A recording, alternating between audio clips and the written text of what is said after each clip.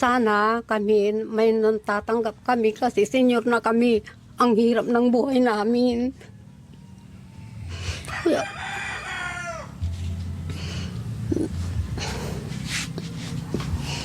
walang-wala kami talaga. Walang-wala. Opo. Kung sino yung walang-wala, sila yung hindi nakakatanggap.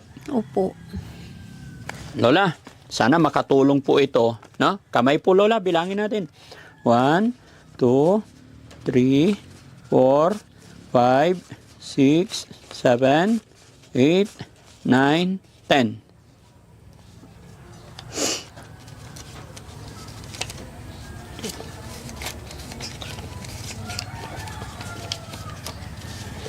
Salamat. Ano masasabi ni Lola? Salamat. Huh? Daddy Frankie, salamat. Opo, salamat po. Walang anuman po. Laban lang po. No?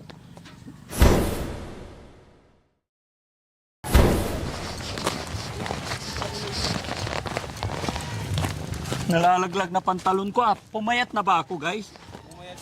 Pumayat! Lalo Na- pumugi, Dads. Nalalaglag pantalon ko eh. Bumanda katawan. Lalong gumapon. Bolero kayong lahat. Wala nang tiyan.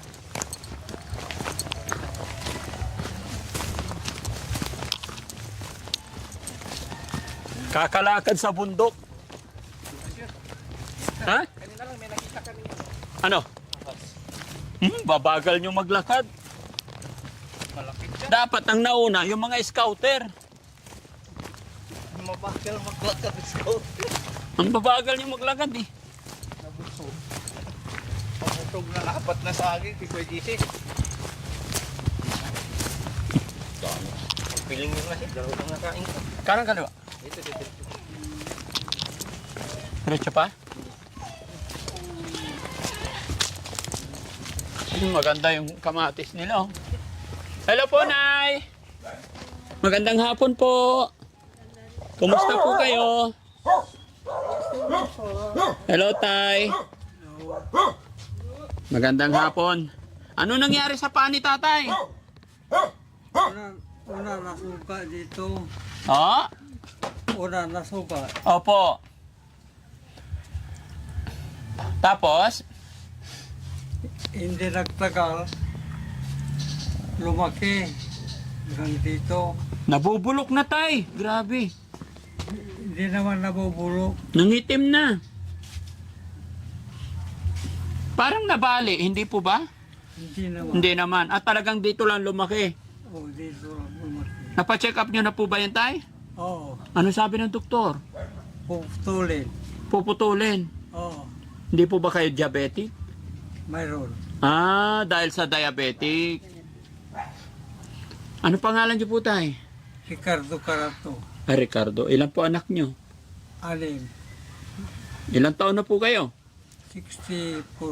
Kailan nyo pa puputol yung paa nyo? Hindi ko puputulita.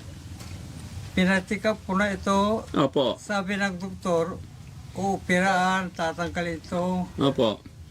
Saka ito,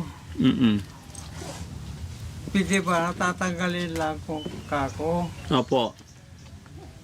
Oo, sabi ng doktor. Hindi na kailangan putulin. Hindi. Mas mainam kung ganun kasi mahirap po walang paatay.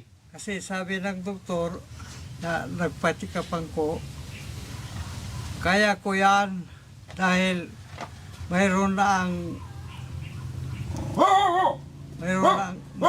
akong ginamot na ganyan.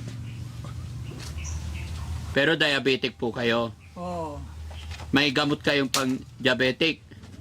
Nagme-maintenance po kayo. Wala na. Wala na. Ay lalala po yan pagka walang gamot.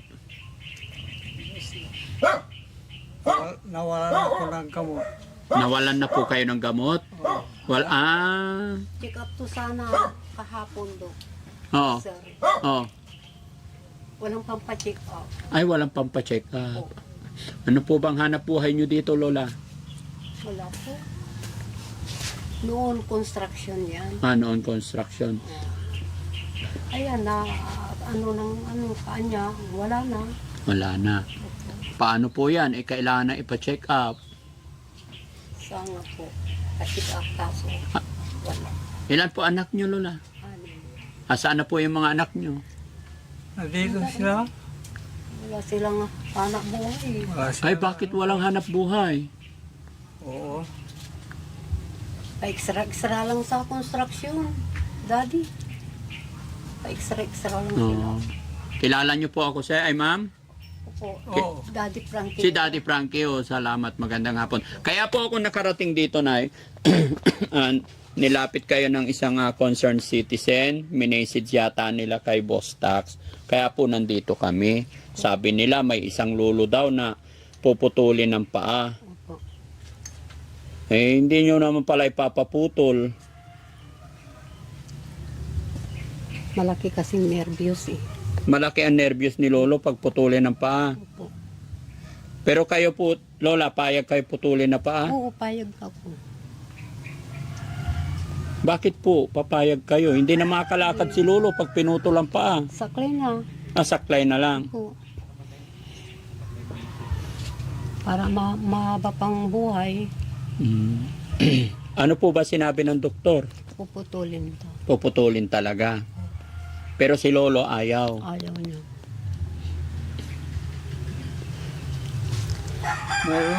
Meron nagsabi sa akin na kaya nilang kamutin. Mm. Kaya hindi na ako pumayag. No. Doktor lang pa nakakaalam tayo, ano? Opo, doktor yan. Kung ano yung sasabihin nila kasi tingin ko nangingitim na po yung paa nyo. Pero nakakalakad pa kayo Oo, pag may tungkol. kapag may tungkod. Pag wala, wala. Hindi na. Hindi na. Masakit po ba yun? Anong pakiramdam ng ganyan, tay? Wala naman akong nararamdaman na masakit. Noong una, masakit. Mm-mm. Pero ngayon, wala na akong nararamdaman. Manhid na po. Manhid talaga yan. Nangingitim na. Oo. Grabe. Nakakatakot. Saka may sakit sa puso daw. May sakit pa siya sa puso. Mag-asawa po kayo? Ilan taon po kayo, Lola? 64. Si tatay? 64 din. Same age. Isang classmate kami kasi. Ay, mag-classmate kayo, kaya't kayo nagkatuluyan. Anong taon po kayo nag-asawa?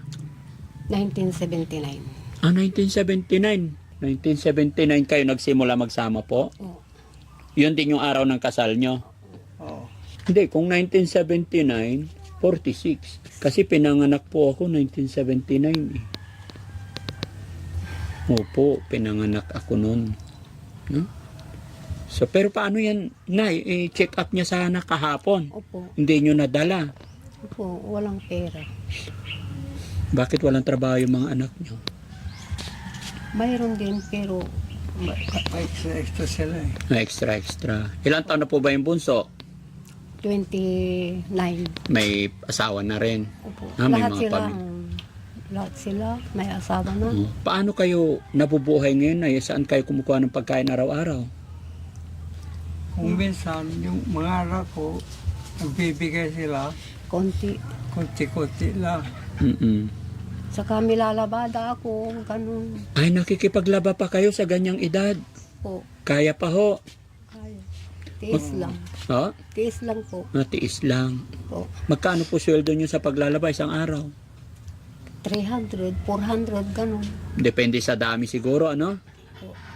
Dapat na sa edad nyong yan, no? Hindi na sana kayo nagtatrabaho. Sana. Dapat ini-enjoy na lang yung buhay, ano? Dapat naglalambing-lambingan lang kayo, pasyal-pasyal lang ni Lolo. Kaya lang, paano yan? Sobrang hirap ng buhay, ano? Opo. Kaya magtitiis. Wala bang, ano, Lola, malapitan sa gobyerno para yung mga libreng gamot ni tatay?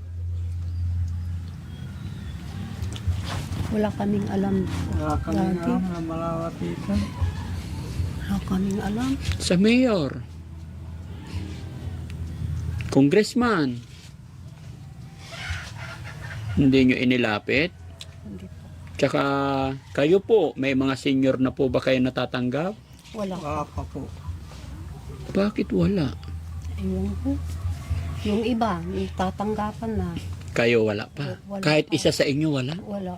Hindi kayo lumapit sa barangay para makatanggap po kayo. Lista. Lumapit kami, kaya lang wala. Anong sabi? hintayin namin ng turno. Ganon. Ano yung turno? Senior na kayo. Wala pa, sabi. Kausap ko yung ano kanina. Wala pa. Ganun. Anong turno? Yung kwan. Turn. Opo, turn. Turn. Opo. Oh, paano yun kung dumating yung turn ninyo, patay na tayo? Oo, ayun. Yun ang masama. Dapat pagka senior, pasok na, ano? Kaya nga po senior eh. Mabuti itong mga kapitbahay nung nagbibigay dito. Alam niyang wala kaming talaga, magbigay sila. Binibigyan kayo. Ay, Opo. bababait ng mga kapitbahay nyo. Oo, yung kapatid niya. Yung kapatid ni tatay. Mayaman naman siguro mga kapatid ni tatay. Hindi rin. Hindi rin. Mahirap din sila. Mahirap din. Sige tay, nay, no? Laban lang po tayo, no? Baka may panawagan ka, nay, para maparinggan nila yung panawagan mo, maging senior ka na, matanggap ka na ng senior din, sayang din po yun. Pambili ng tinapay sa sukal kape, ano? Parehas kami senior, wala Opo. pang natanggap. Kaya nay, manawagan ka po, mapapanood nila to. Kung sana kami, may natatanggap kami kasi senior na kami. Ang hirap ng buhay namin. Kaya,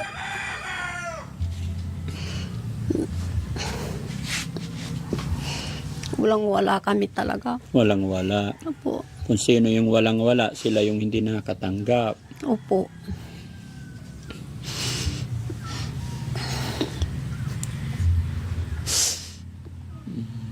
Anong trabaho ng iba mong anak na eh?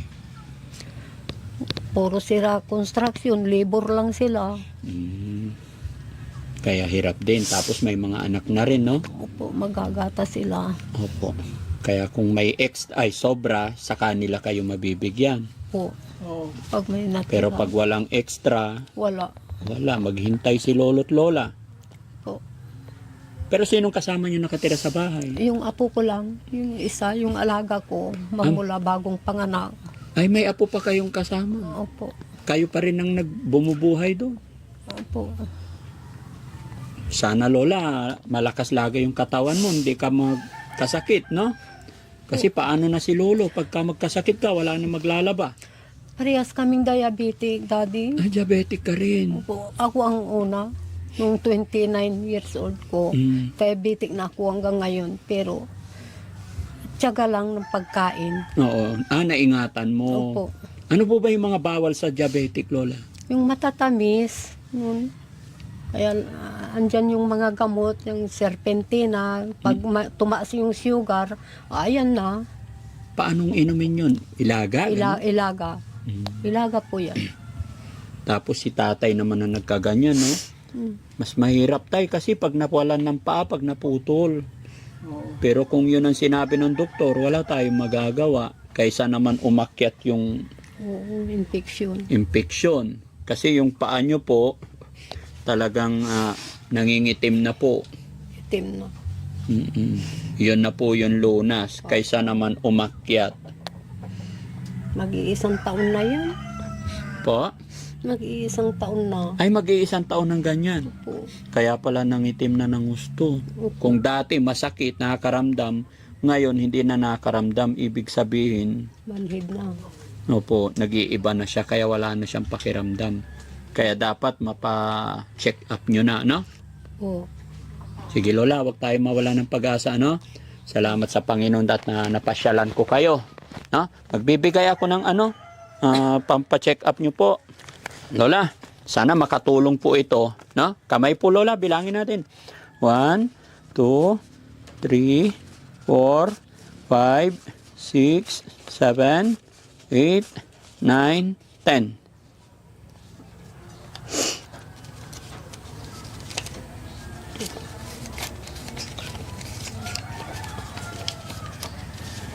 Salamat. Ano masasabi ni Lola? Salamat. Daddy Frankie, salamat. Opo, salamat po. Walang anuman po. Laban lang po. No? Makakapagpa-check up ka na bukas. Magpa-check up na bukas. Ano masasabi ni Lola? Dumating yung, Yung, Dumating yung biyaya. biyaya daw. Blessing. Blessing. Dahil mahal tayo ng Panginoon. Never tayong pababayaan ni God sa oras ng ating pangailangan. Alam nyo po, Nay, Tay, yung oras na walang-wala na tayo, yung iniisip mong hopeless na po talaga, parang isipin mo kasi hindi mo alam kung saan ka kukuha. Mga kapitbahay mo, halos nautangan mo na lahat. Mga anak mo, alam mong wala rin talaga sila. 'Di ba? So, hindi mo na alam. Halos di ka na rin makakain. Dahil iniisip mo, sakit mo, pambili ng ulam, wala. Wala. Parang, yun nga po, hopeless na. Pero pag tumawag tayo kay God, gagawa at gagawa siya ng paraan. Hindi natin alam kung paano darating yung blessing. 'Di ba? Kagaya po ng nangyari ngayon. Hindi nyo naman po ako nakakausap. Hindi ko naman po kayo kilala. Pero himala, bakit ako nakarating dito? Dahil po yan sa power ng ating Panginoon. No? Kaya, ang sabi nila, habang may buhay, may pag-asa. Kaya walang rason para hindi tayo magpatuloy. Okay? Nay? Opo. Nay, salamat. Maraming salamat po, Daddy Frankie. Walang anuman. Thank you kay Lord. Si Lord lang po ang may kagustuhan nito. Ano po? Sige po tayo ha, laban lang tayo. Sana makabalik pa po ako dito, no? Sana. Yes. At syempre magpapasalamat ako sa mga kababayan natin na kasuporta sa Team Daddy Frankie. Lahat po ng nanonood ng programa namin. Maraming salamat po sa inyo. Gaya ng aking sinabi, hindi po magagawa ng isang Daddy Frankie kung ano man mga ibinibigay natin tulong pinansyal o kung ano man binibigay natin sa ating mga lolo't lola kung wala kayo. No? Kasangkapan lang po si Daddy Frankie. Kaya lagi akong nagpapasalamat una sa ating Diyos Ama at syempre sa inyo pong lahat na nanonood. Shoutout po sa inyong lahat mga kababayan, Luzon, Visayas, Mindanao. Daddy Frankie po, anak ng Pangasinan, from Pangasinan, mabuhay po tayong lahat. Mag-iingat po kayong lahat mga kababayan. God bless po. Maraming salamat po, Daddy Frankie. Maraming salamat po, Daddy Frankie. Yung lahat ng sumusuporta kay Daddy Frankie, maraming salamat po. God bless.